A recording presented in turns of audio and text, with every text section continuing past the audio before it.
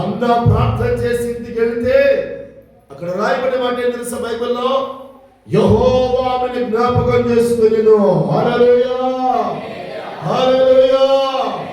ఆమె ప్రార్థన చేసి మందిరంలో ప్రార్థన చేసి ఇంటికి వెళితే దేవుడు జ్ఞాపకం చేసుకున్నాడు రాయబడింది. ఆ ప్రార్థన దేవుడి సన్నిధికి వెళ్ళిందిన్నారా.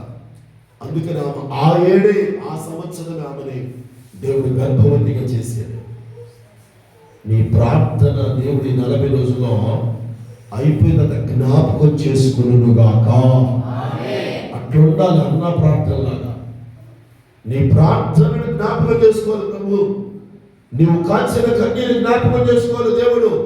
నువ్వు మందిరంలో మోకాళ్ళు వేసి ప్రభు తట్టు తిరిగి ఆ గోడ వైపు తిరిగి ఏడ్చిన ఏడుపు ప్రభు జ్ఞాపకం చేసుకోవాలి నిన్ను. నువ్వు మందిరంలో చేసిన ఆ కన్నీటి ప్రార్థన, ఉపవాస ప్రార్థన ప్రభు జ్ఞాపకం చేసుకుని కార్యం చేయాలి. యెషయా హిజ్కియా దగ్గరికి వచ్చి నువ్వు చచ్చిపోతావు, మరణకరమైన రోగం వచ్చింది నీకు, నువ్వు చచ్చిపోతావు అని చెప్తే ఆ కోట నుంచి బయటికి వెళ్ళే లోపు హిజ్కియా గోడ తట్టు తిరిగి దేవుని వైపు చేతులెత్తి కన్నీలమయమైపోయి ప్రార్థనతో గోడ తట్టు తిరిగి ఏడుస్తూ ఉన్నాడట. యెషయా ఇంకా కోట కూడా దాటల్లా, రాజుగారు కదా హిజ్కియా. ఆ కోటలోంచి బయటికి వెళ్ళే లోపు దేవుడు మాట్లాడుతున్నాడు. దేవుడు తెలుసా? యెషయా మరలా తిరిగి హిజ్కియా దగ్గరికి వెళ్ళు, అతడు కన్నీటి ప్రార్థన నేను విన్నాను. హల్లెలూయా.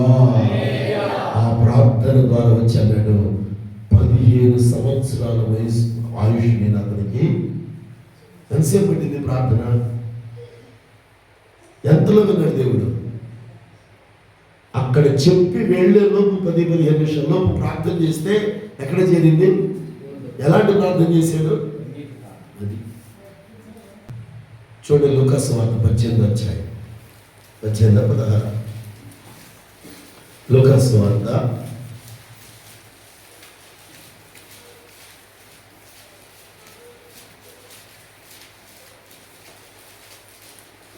18వ అధ్యాయం 9వ వచనం కానించి. తాము నీతిమంతులను తమ నమ్ముకొని ఇతరులకు ధృవీకరించుకుందరితో ఆయన ఉపమానం చెప్పాను. యేసు ప్రభువు వారు మేమే నీతిమంతులమని కొంతమంది అనుకుంటూ ఉంటారట. ఏమనుకుంటారట? మేమే నీతిమంతులం, మాలాంటి నీతిమంతులు ఎవరు లేరు అనుకుంటారట కొంతమంది. వారికి ఉపమానం చెప్పాడు యేసు ప్రభువు వారు. ఏం చెప్పాడో చూడండి. ప్రార్థన చేయుటకై ఇద్దరు మనుషులు దేవాలయానికి వెళ్ళారు.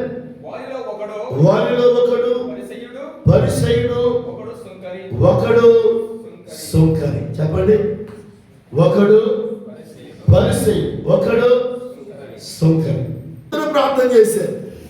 పరిసయ్యుడు ప్రార్థన చేశాడు, సుంకరి ప్రార్థన చేశాడు. ఇప్పుడు యేసు ప్రభు వచ్చాడు. ఆ ప్రార్థన విన్నాడు. ప్రార్థన విని యేసు ప్రభు ఏం చెప్తున్నాడు చూడండి. సమాధానం చూడండి. చదువు. అతనికంటే ఇతడు నీతిమంతుడుగా తీర్చబడి తన ఇంటికి వెళ్ళనని మీతో చెప్పుచున్నాను. తనను తాను హెచ్చించుకునేవాడు తగ్గించబడును, తనను తాను తగ్గించుకునేవాడు హెచ్చింపబడును. హల్లెలూయా. ప్రార్థనలో ఎప్పుడూ కూడా తగ్గింపు ఉండాలి. చెప్పండి, ప్రార్థనలు ఎప్పుడైనా నిన్ను నీవు తగ్గించుకునే మనసు ఉండాలి. దాన్ని వినయము అంటారు, విధేయత అంటారు. ప్రార్థన చేసేటప్పుడు వినయముతో ప్రార్థన చేయాలి, విధేయతతో ప్రార్థన చేయాలి, లోబడి ప్రార్థన చేయాలి. ఇక్కడ మనము మందిరంలో కూర్చున్నప్పుడు దేవుడి దగ్గర చాలా వినయముతో విమృతంతో ప్రార్థన చేయాలి కదా. ఎలా పడితే అలా ప్రార్థన చేయకూడదు. దేవుడి మందిరం మహాదేవుడు, సర్వోన్నతుడు దేవుడు, ఆకాశ భూములు మా పట్టజాలని దేవుడు ఉన్నాడు ఎదురుగా. ఆ ఎదుట మనం ఎలా తగ్గించుకోవాలి, ఎలా లోబడాలి, ఎలా ప్రార్థన చేయాలి, ఎంతో వినయముతో ప్రార్థన చేయాలి. ఎక్కడ ప్రార్థన చేసినా, నువ్వు ఇంట్లో ప్రార్థన చేసినా, బయట ప్రార్థన ఎక్కడైనా సరే ఎప్పుడు కూడా ఏమవ్వాలి? తగ్గించుకొని ప్రార్థన చేయాలి. చెప్పండి, ఏ ప్రార్థన? అది చాలా మంది ఆ తగ్గింపు లేకపోతే ఆ ప్రార్థన వినడు దేవుడు. పరిసయ్యుడు ప్రార్థన దేవుడు విననన్నాడు. ప్రార్థన చేసేది అతను, కానీ దేవుడు దానికి సమాధానం ఇవ్వల. అపోస్తలుడు ప్రార్థన చేస్తానంట. చూడండి, అపోస్తల కార్యంలో ఒక మాట ఉంది. అపోస్తలుడు ప్రార్థన చేస్తానంట. 4వ అధ్యాయము, అపోస్తల కార్యం 4వ అధ్యాయము 31వ వచనం చదవంటారా? వారు ప్రార్థన చేయగా వారు కూడి ఉన్న చోట కంపించెను. అప్పుడు వారందరూ పరిశుద్ధాత్మతో నింపబడిన వారై వారు ప్రార్థన చేయగానే వారు కూడి ఉన్న చోట ఏమొచ్చిందంట? కంపించిందంట. కంపించడం అంటే ఊగిందలాగా నేల. హల్లెలూయా. భూకంపం వచ్చినట్టు వాళ్ళు ప్రార్థన చేసి మోకరించి అపోస్తలులు ప్రార్థన చేస్తుంటే ఎక్కడ ప్రార్థన చేస్తే అక్కడ భూమి ఎలాగ ఊగేదట. భూమి ఎలాగ ఉండేది. వాళ్ళు ప్రార్థన చేయడం మొదలు పెడితే మోకాళ్ళు వేస్తే వాళ్ళు ఉన్న స్థలం అలాగ ఊగేదట, పిల్లగా కంపించేది. పౌలు శీలుడు దేవుని మందిరంలో చెరసాలలో ప్రార్థన చేసి పాటలు పాడుతుంటే ఆ ప్రాంతం అంతా ఏమైంది? భూకంపంతో నింపబడింది. సంఖ్యలు తెంచబడ్డాయి, బంధకాలు ఊడిపోయిపోయినాయి. వారిద్దరే ప్రార్థన చేసింది, పౌలు శీల. అర్ధరాత్రి వేళ భూకంపం, అర్ధరాత్రి వేళ సంఖ్యలు ఊడిపోవడం. అది ప్రార్థన. యెహోషువ గ్రంథం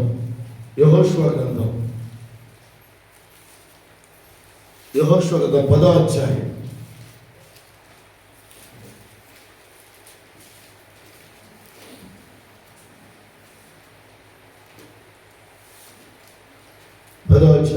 12వ వచనం. యెహోవా ఇశ్రాయేలు ఎదుట అమోరీయులను అప్పగించు దినమున ఇశ్రాయేలు వినుచుండగా యెహోషువ యెహోవాకు ప్రార్థన చేసెను. సూర్యుడా నీవు గిబియోనులో నిలువుము, చంద్రుడా అయ్యాలోయలో నిలువుము. జనులు తమ శత్రువుల మీద పగ తీర్చుకొని వరకు సూర్యుడు నిలిచెను, చంద్రుడు ఆగెను అనే మాట యాషాల గ్రంథములో రాయబడి ఉన్నది కదా. సూర్యుడు ఆకాశం మధ్య నిలిచి ఇంచుమించు ఒక దినమెల్లా అస్తమయము త్వరపడలేదు. యెహోవా ఒక నరుని మాట మనవి విని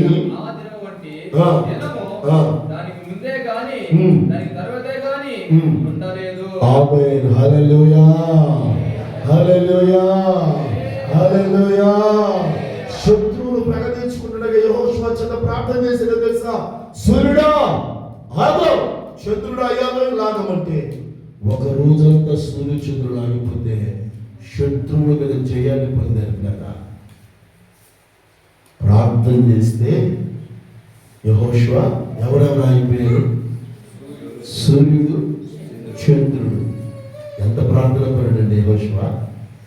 హల్లెలూయా, హల్లెలూయా. ఎంత ప్రార్థన అండి. సూర్యుడు, చంద్రుడు నిలిపేసి చిన్న ప్రార్థన చేసి. మన ప్రార్థన ఎలా ఉండాలి అంటే అంత రోషంతో కూడిందై ఉండాలి, అంత ఆత్మతో నింపబడేదంట, అంత అభిషేకంతో చేసే ప్రార్థన కొద్దిసేపు అయినా నువ్వు అలాగా శరీరము, మనసు, ఆత్మ ఏకమై ప్రార్థన చేయాలి. నీలో మిళితమైపోవాలా. నీ ప్రార్థనలను ప్రభుతో కలుసుకోవాలా. నువ్వు ప్రార్థన ప్రారంభిస్తే కన్నీటాత్మతో నింపబడాలి. నీ శరీరము, నీ మనసు, నీ ఆత్మ ఒకే మనసు కలిగి ప్రార్థన చేయాలి. అప్పుడు మండుతుంది దేవుని కార్యాలు. హల్లెలూయా.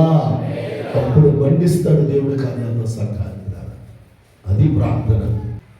ప్రాణము, శరీరము, ఆత్మ మూడు ఏకమవ్వాలి. హల్లెలూయా.